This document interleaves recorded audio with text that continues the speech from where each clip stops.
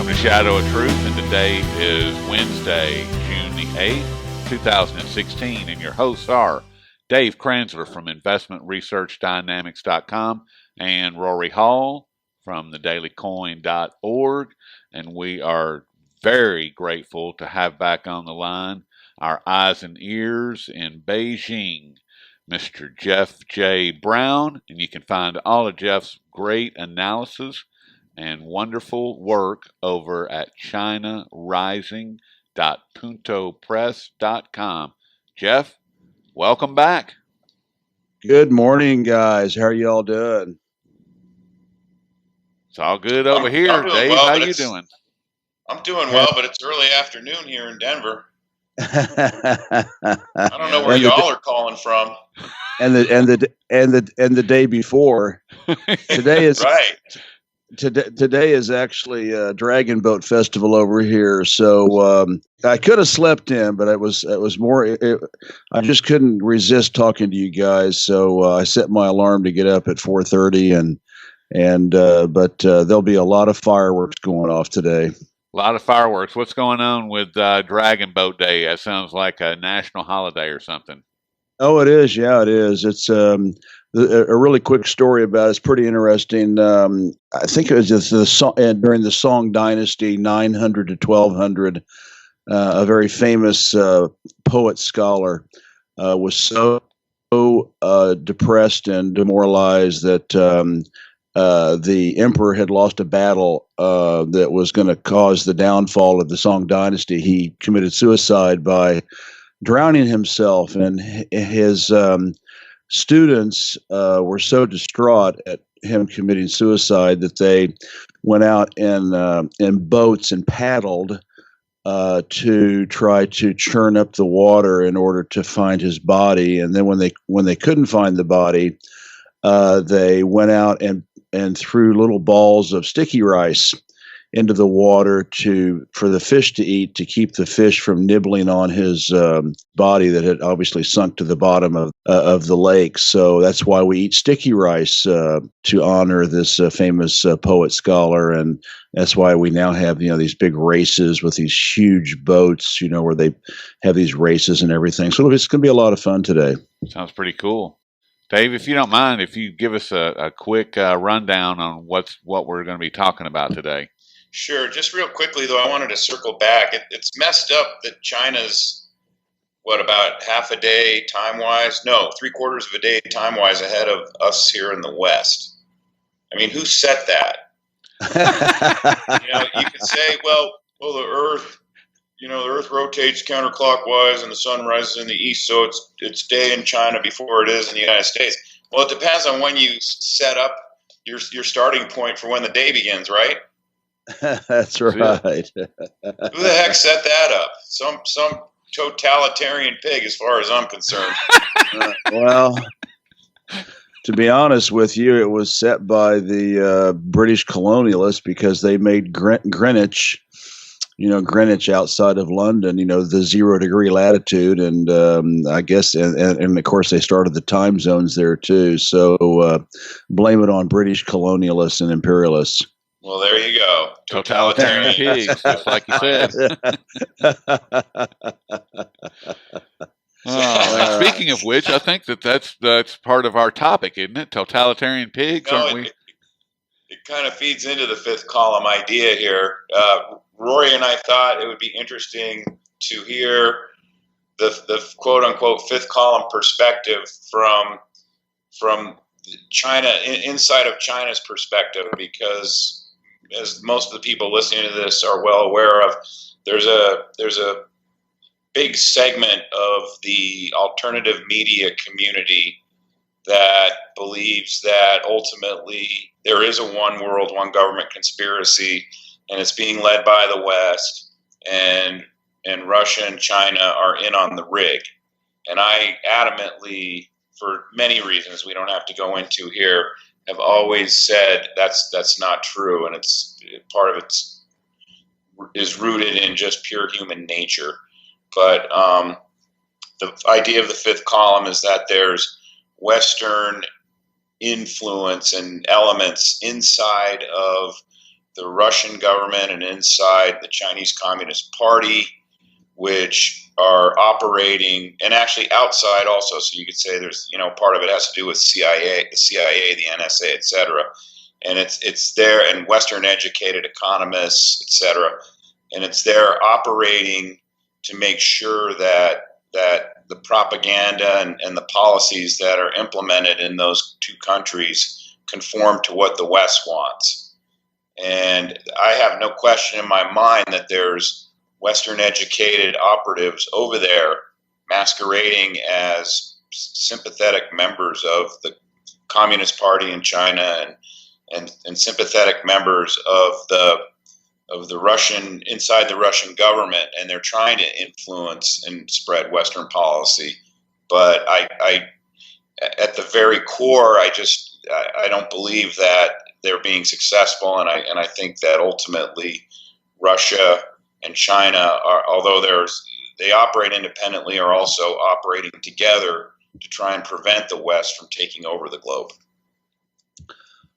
Well, I think you're onto something, Dave. Now, as far as this one world conception, I make that a separate distinction to the the fifth column, who are trying to basically turn China into a capitalist jungle and a Western puppet state. There are people out there, there's no doubt about it, with Xi Jinping's win-win cooperation, diplomacy, and the new Silk Roads, stretching to Lisbon, as they say, from Lisbon to Vladivostok, and from Vladivostok to Singapore. There is this idea that China is trying to create a one world government. In your wildest fantasies, the Chinese are actively trying to work, and they still talk about how they have not reached, communist, pure communism, and that they're going through a socialist phase right now. This is the famous socialism with, Chinese characteristics to create, the wealth that they need to eventually create a communist society. But the Chinese don't care about, changing the Americans, and they don't care about changing the Europeans, and they don't care about changing the Africans and the Latin Americans. That's just not in China's DNA. What they care about is changing themselves. So I think a lot of this misinformation comes from the fact that, again, China reaches out, win-win diplomacy, let's sign deals, make love, not war. Let us do our thing. Let us, let us be, socialist / communist, and you do whatever you want. But in the meantime, let's build bonds together and build bridges, literally and figuratively. So that information, China's trying to create a one world government, comes from that. Then the other one is the fifth columnists over here. I mean, this is a problem all over the world. Look at Venezuela, look at Brazil, look at Argentina. It is the United States. The United States' propaganda machine, and the CIA with its billions and billions and billions of dollars of black money from the world drug trade in Afghanistan and the Golden Triangle, and cocaine in South America. They have such a vast amount of money to as you say, create these fifth columnists. And it is true here in China. The government is very aware that these people exist. Hundreds of thousands of them, go to school over there, in the United States, and you all can pierce the veil of Great Western Firewall, but when they get over there, they already know and accept the fact that the Chinese media is manipulated because it is in the interest of social stability and harmony and development.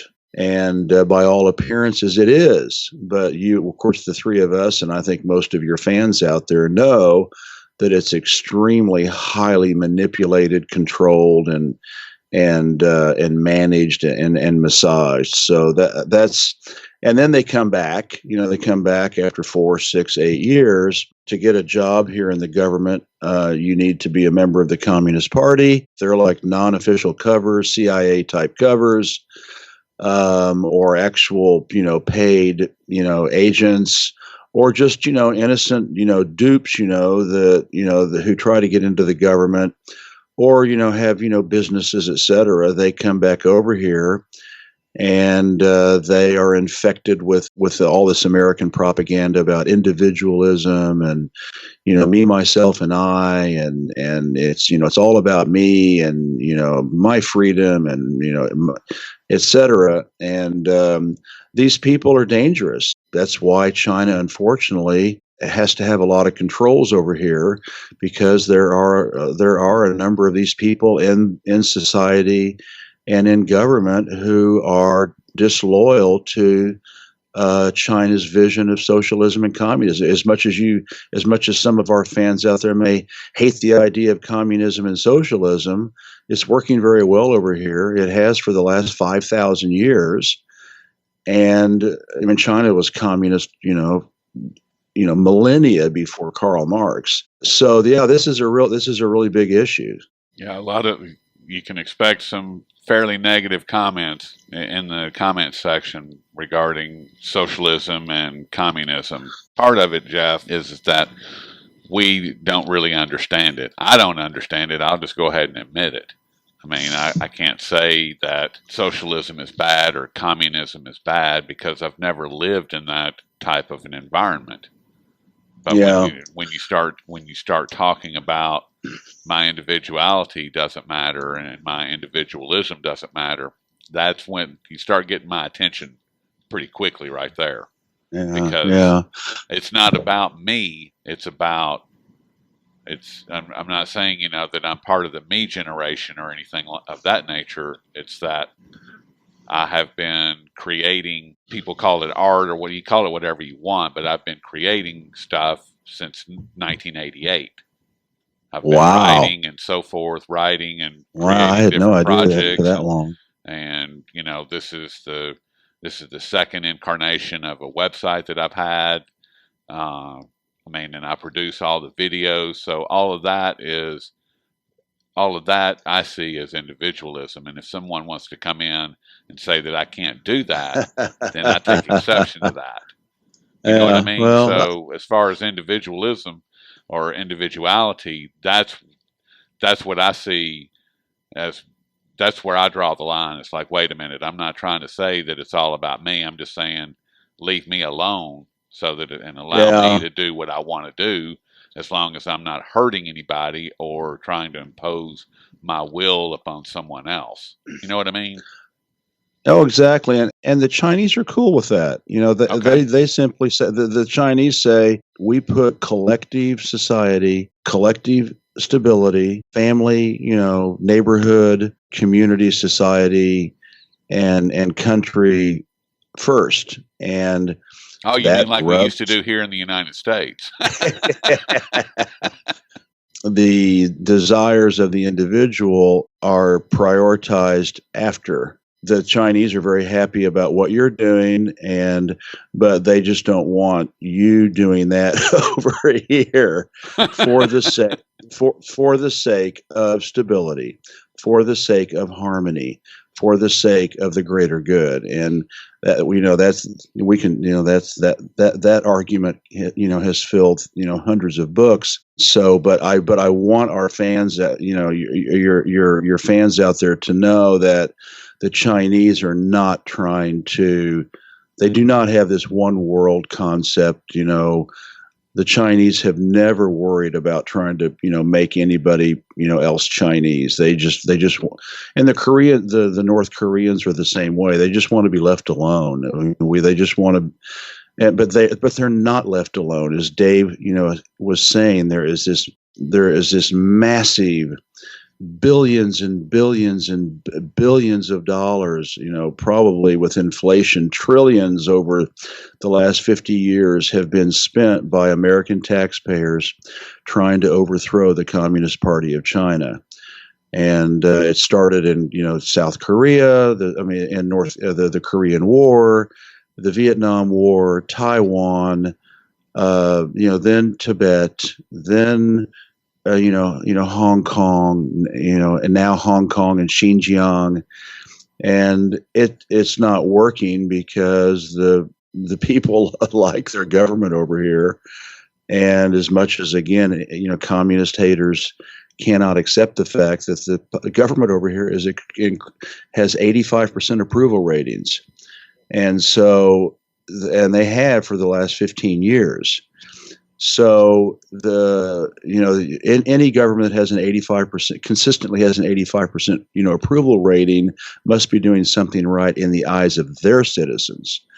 Now, it may not be what you or some of your fans out there, and I shouldn't say you, Rory, because you're an open-minded guy, but some of your fans out there may not accept the fact that the Communist Party of China is extremely popular, at home, but it is, and these are polls done by Pew and a big international polls, that do these that have polled thousands and thousands of Chinese over the last 15 years, and the Chinese love their government.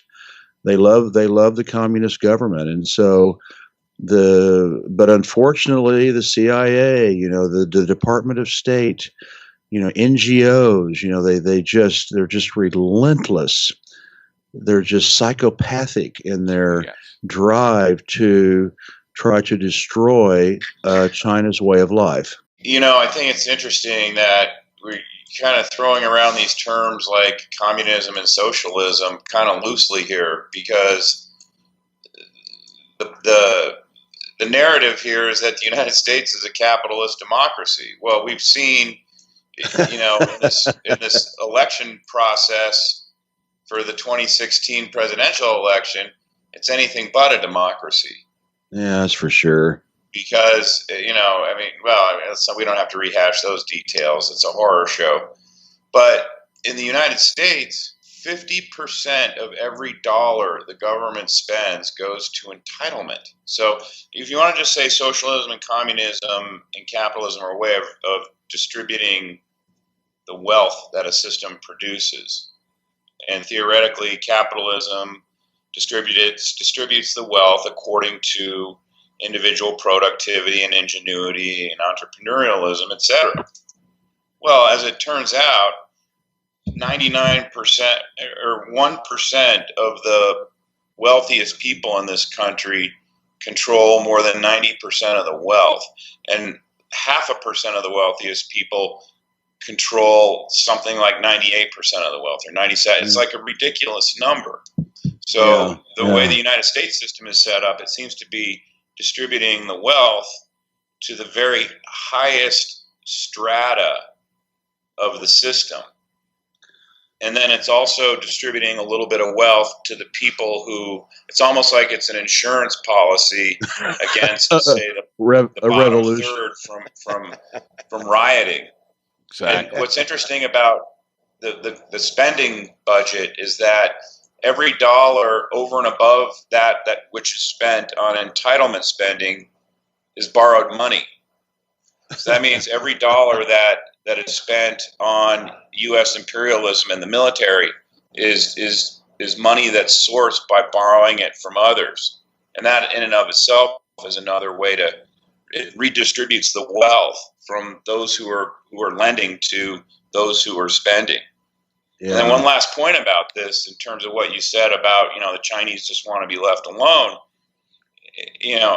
The United States, and I don't know the exact number, but the United States has military bases in something like 177 countries around the world, and it's doing that to impose its will and to defend the petrodollar, and then also because it benefits big corporations, especially big oil, big pharmaceutical, and these big multinational companies. And I looked it up the other day. China has one military base outside of China. It's in Djibouti. It's a small country in Africa that sits on the Red Sea, and it's monitoring. They're monitoring critical oil shipping lane for the world.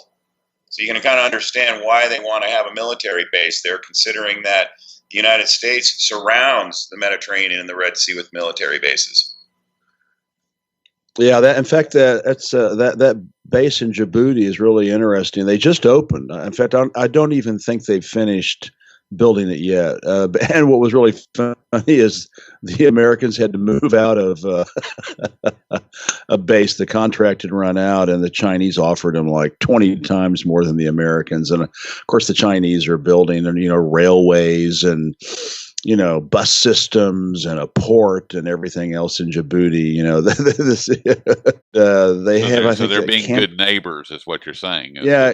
And they offered much more money for this smaller base. And I think the one that the Americans have is called Camp Lemonnier or something like that. And the French are there. And as you said, Dave, it's right there at the crux of the Red Sea on the opposite side of Iran. And but there's a lot. That's where Somalia is. And of course, Somali pirates work in that area, and I don't blame the Somali pirates. They had their fishing culture for 2,000 years, and that was destroyed by greedy Western and Japanese industrial fishermen who basically stripped the Somali seas of fish, and so the Somalis were starving to death and had thanks to everybody ignoring the fishing quotas. And so now the Somalis are starving to death. So what do? You got a wife and kids to feed. You got to do something. And so they turned to piracy. And so yeah, right there, Djibouti, it's a formidable French colony. But yeah, that's the only one that the Chinese have. Also, but the United States is the big bully, and they just browbeat their supposed allies.